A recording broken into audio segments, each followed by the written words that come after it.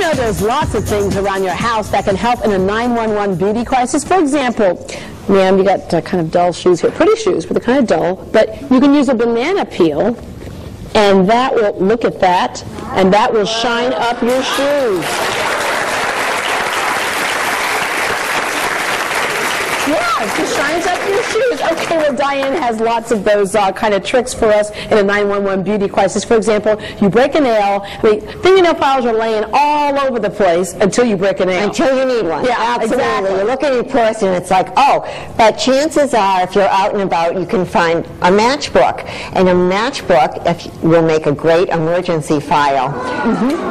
It really works. And another thing is, on the set of Friends, Courtney Cox and Jennifer Aniston actually light a match, let it cool, and then they put an eyeliner brush into it, and that's how they get those terrific coal eyes. Oh, no, a beauty product. You know, I also do. If I break a nail, it's like if you have tile in your bathroom, the grout between the tile, you can just kind of rub it on that if you need to, or the cement between the bricks. If you desperate times, call for desperate measures. Look, Deb, I'm calling you up. Okay. We have all these tips. Baby wipes can be used for so many different things. Removing your makeup if you want to, but there are some emergency needs here. Yeah, they do have them in travel pack too. But you take the baby wipe and you can refresh your face with it. It has lanolin. You can remove makeup with a baby wipe. You can remove a stain. You can use it as an emergency deodorant.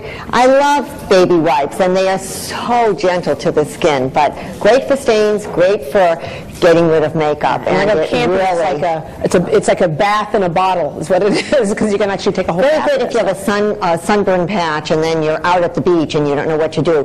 Put the baby wipe on the sunburn. It will really alleviate any type of rash. And it will keep the rash from coming in stronger, and it will also take away the pain. Yeah. Okay, well, here's a scenario. A lot of us have been there. You finally get a date with that guy or that girl you really want to have a date with, right? And they come to the door, and, you know, a couple hours before, the cold sore pops up. All right, what do we do?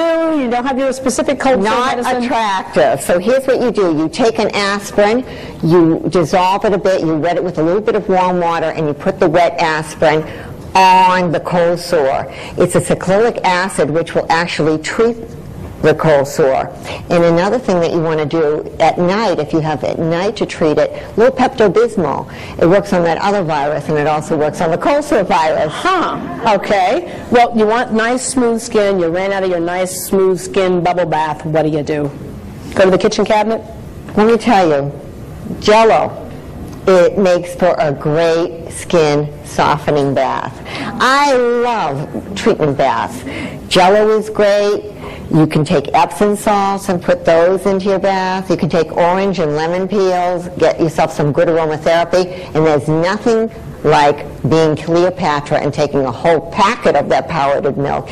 Give yourself a milk bath. Yeah. One of the first things people notice about your face is not only your eyes, but a great smile. But if you have like really discolored teeth, that's not so great. If you run out of your teeth whitening stuff, and you mentioned earlier that a lot of that stuff can be hard on your teeth, burnt toast. Let me tell you about burnt toast. They've used charcoal, which is what happens when you burn your toast if you cook like I do. For years and years, Clark Gable, Marilyn Monroe would actually rub pieces of coal on their teeth. That was the first way of whitening teeth. But actually, if you take a little burnt toast, put it on your toothpaste, the charcoal will naturally whiten and exfoliate the tartar off the teeth. It's fabulous.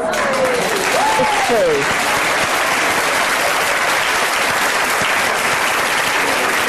Your money back in your pockets, everyone. I'm going to start doing other things with my toast in the morning. That's right. What's your name? My name is Rachel Gabriel. And Rachel, you had a question for Diane. I'm just curious, Diane, what do you do for over-tweezed eyebrows while you're waiting for them to grow back in?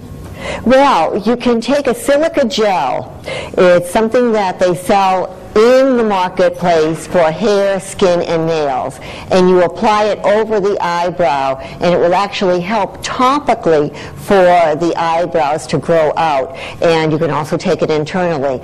But what I would suggest you use, rather than using an eyeliner or an eyebrow pencil, that you use an eyeshadow. It gives a softer look, and it's much more forgiving to that area. Yeah, and stop that over-tweezing. And next time you over-tweeze or you're tempted to over-tweeze, make a little stencil of your eyes with a number 2 pencil. Just don't break the skin. And for the pain, Ambisol is the best thing when you're tweezing eyebrows. Huh.